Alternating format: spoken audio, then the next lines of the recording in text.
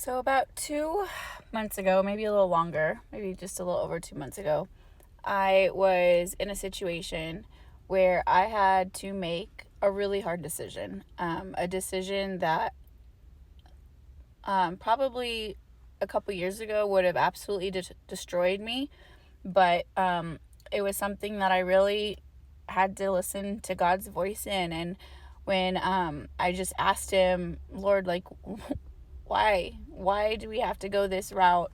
I heard Him say that this is the ultimate test in your testimony.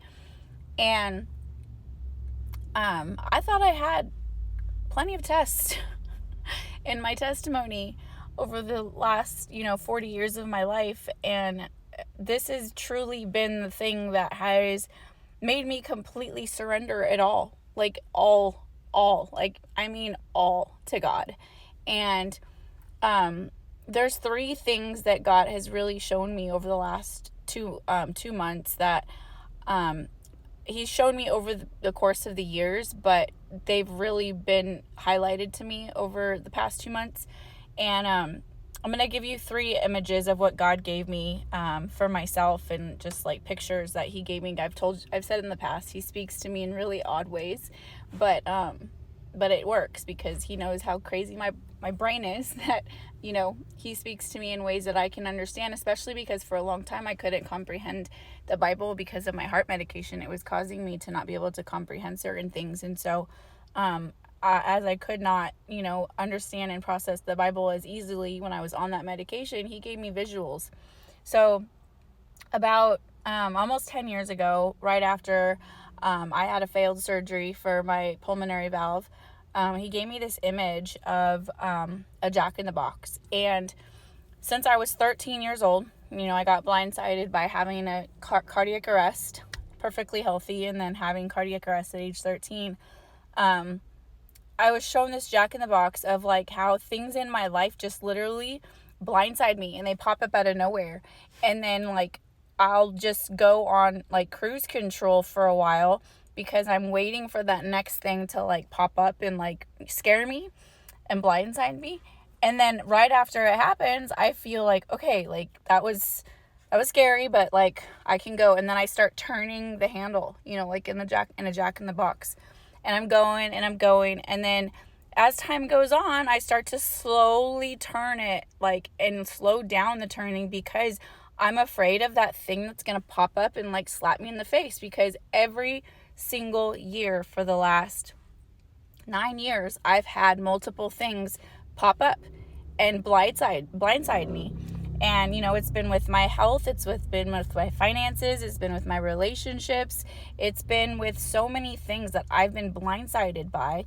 And this Jack-in-the-Box was just a representation of what like the enemy wanted for me at 13, that like I wouldn't see things coming. I was so distracted by my own health and my own chaos and turmoil within from having that cardiac arrest, that I allowed things to happen that were not necessarily sneak attacks, because I allowed them. Like I was naive. And that was one of the things He showed me. Like, you've been naive. You have been too like consumed by your own feelings of what life should look like, that you get distracted and don't see like the truth for what it is in people, in situations and circumstances. So then you're blindsided, and you're like surprised why you're blindsided, when the Jack-in-the-Box is just that. It's a clown. Like, it's a freaking clown. So like clowns shouldn't surprise us when they're like, jackasses. So that was the first image that He gave me a while ago that really like was highlighted again recently. The second one was right before I was about to tell my ex-husband that I wanted a divorce, like for good. Like I was done after 7 years of trying. But we had just been done talking to our therapist, and our therapist said, "What are you doing, Danielle? Like, why are you still hanging out? Like, why are you still with him? Like, what is it going to take?" And so then I just got this visual of, like I've stuck around because he was always like, "Oh, just bear with me. Like, I'm going through a lot right now. Like, I need you to just bear with me. Meanwhile, I'm dying, going through heart surgeries, doing all these things that like I'm trying to survive, but he wants me to bear with him. And I got this visual of him laying on the floor, and I have all of these, he has all these like open wounds that are bleeding out that are from his childhood, from different situations that have nothing to do with me, yet I'm trying to bandage them up. And he looks up at me and says, you're patching me up wrong. And then I see myself from above, and I have like multiple knives in my back, and I'm bleeding out from where, like, those are knives that he's put in my back. And so that was just like the betrayal that I allowed time and time again. And that was the last visual that God gave me, that I was like, I'm done.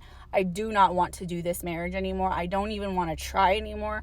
I am sacrificing myself, and I don't want to do this anymore. And God gave me the green light to be out of my marriage years ago, but I stayed because I wanted to help him do better. And I had other people telling me that he was too broken. Like, you can't leave him now. He's too broken. Like, he just bear with him. Like, nobody was bearing with me. And so at that point, I decided that I needed to leave. And now I'm looking back and seeing how much I sacrificed myself for other people, and not just that relationship, but multiple relationships of betrayal, because I don't want other people to feel the pain that I feel. And so I try to make them feel better by sacrificing myself.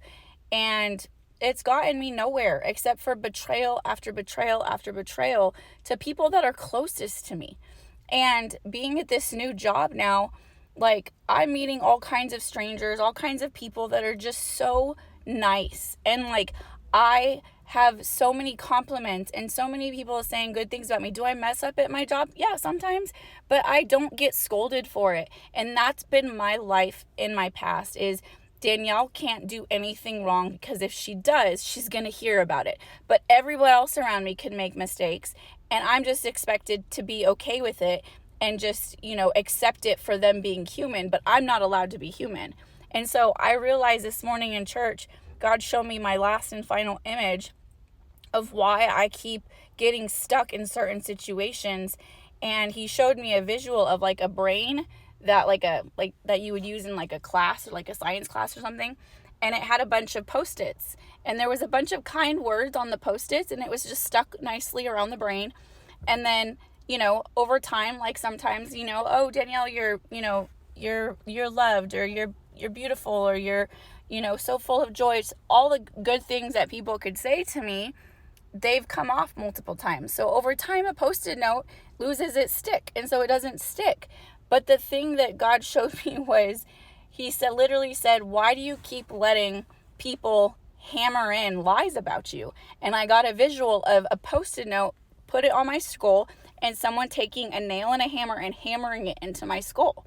And so I've allowed other people that I love, people that are supposed to be close to me, people that are my, own DNA, say things about me that I've allowed to hammer into my brain that are not true. But I can't take compliments and make them stick. I have to let them come and go as the wind comes, because I never felt that solid about myself, like, and believe the truth of who I am. And so he showed me that today, and it just reminded me that, like, the reason I keep letting the enemy play rewind is because I'm allowing the people that I love, even though I've pushed them and given myself distance from them, or, just not like given into conversations that could lead to that, I still allow those lies and those things to come and hammer into me and dismiss all of the good things that people have said about me, because I've allowed the enemy to have a hold of my mind. And I know he can't have a hold of my heart, because that's where Jesus lives. And so he's going to constantly do that. And so that was the third thing, that I just have to learn how to have some self-love and respect for myself, and believe the truth about what God says and what other people who see me regularly and encourage me, instead of the people that have always been trying to just hammer me and make it seem like I'm like this worthless piece of crap because they hurt me, and they're trying to justify how they treat me. And so I just want to encourage anybody to just be encouraged by yourself, and be the person that you want other people to be for yourself.